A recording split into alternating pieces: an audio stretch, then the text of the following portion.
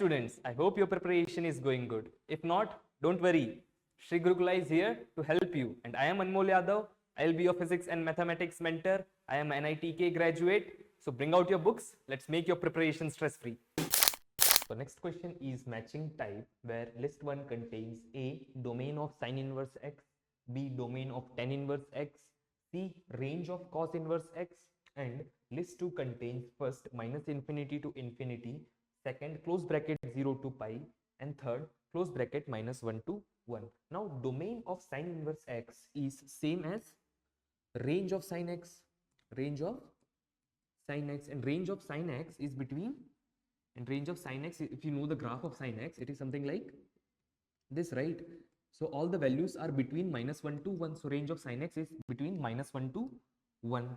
Now domain of tan x will be same as range of tan. Domain of tan inverse x is range of tan x. And if you know the graph of tan x, it is something like this, correct?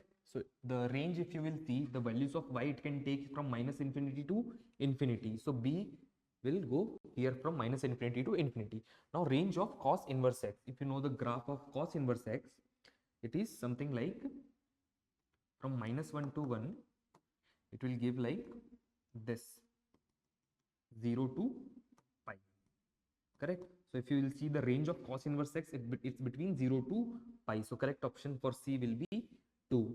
Now let's try to match the option. For A, it should be 3. For A should be 3, means these two options are incorrect. A should be 3.